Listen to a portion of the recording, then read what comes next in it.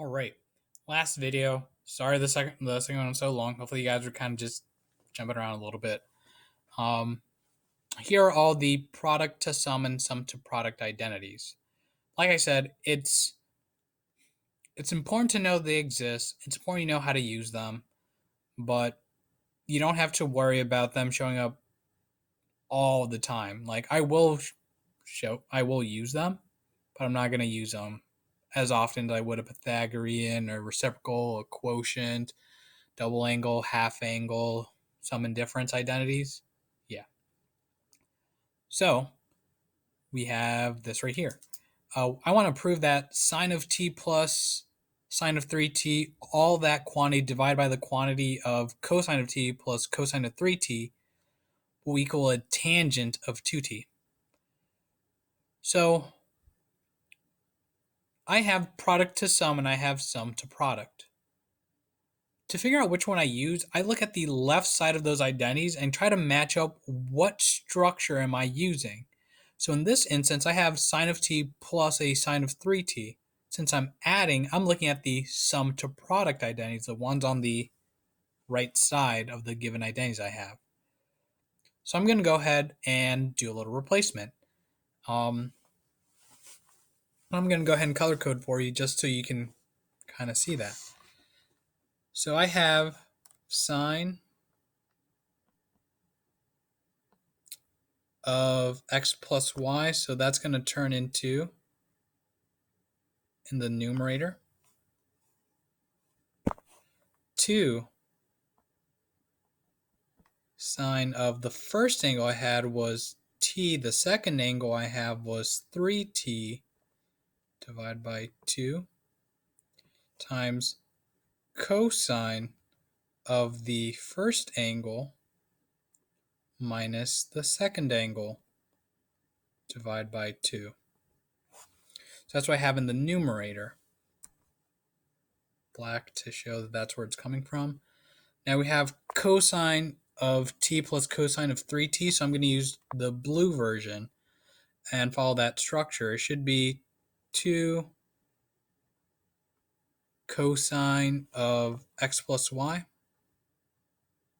So first angle plus second angle divided by 2 times cosine of first angle minus second angle divided by 2. Close it. So as long as you're able to identify what the first angle is, what the second angle is, I'm using that to replace like the x and y in the identities. And I figure it's easier to call it first and second angle rather than x and y because, yeah. So you can simplify inside the trig functions, but here's what I notice right now.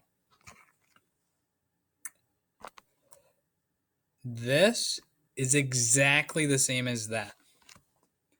And since it's cosine of the same quantity divided by cosine of that same quantity, I can just cancel them out. Since everything in the numerator is being multiplied, everything in the denominator is getting multiplied.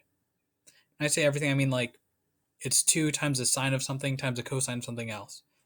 And 2 times the cosine of something times the cosine of something else. That's the multiplication. So from here, we can just simplify what we have. Oh, wait, there's something else I can cancel. 2 divided by 2 is 1, so that doesn't matter. So in the numerator, I have sine of 4t divided by 2 over cosine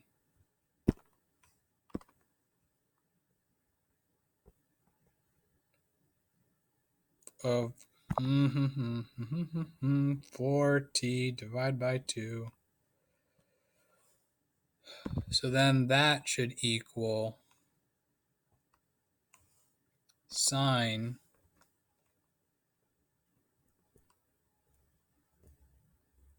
of 2t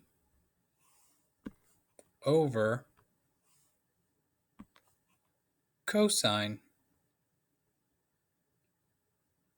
of 2t, which according to the quotient identity will equal tangent of 2t. And so I'm done. When you use these identities, it's just a matter of looking at which one you need to use, plugging it into the equation, and simplifying as much as you can. And notice how, yeah, we're using some other identities like the reciprocal, not reciprocal, the quotient identity to get me to the finish line. But that's all you're really doing with this. Okay, so that's how we verify identities. Now this one, the question is, write the expression as a sum or difference. So given that I have sine of a 12x that is multiplying a cosine of a negative 3x, that's my cue to go ahead and look at the product to sum identities. All right. So this one, it's sine multiplying a cosine. So I'm going to go ahead and use the yellow equation because it's sine followed by cosine. And if I do so, I should get that equal 1/2 of sine of a 12x,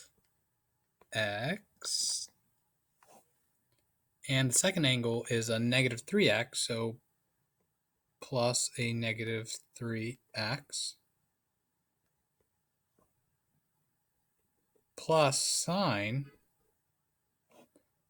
of the first angle minus the second angle. And I just had a thought, I don't know if anyone else did, but isn't cosine of a negative 3x the same as cosine of 3x? So like, isn't this problem going to equal sine of 12x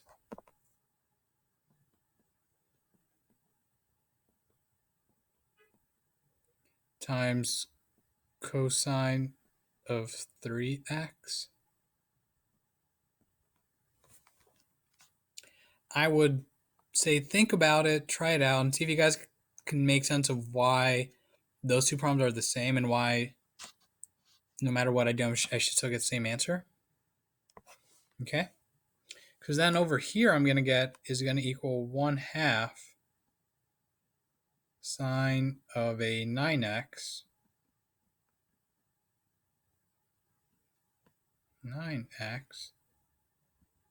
plus sine of a 15x. Right? And if you guys want to, you could distribute the 1/2 in, or you could leave it in this form. Either way is fine.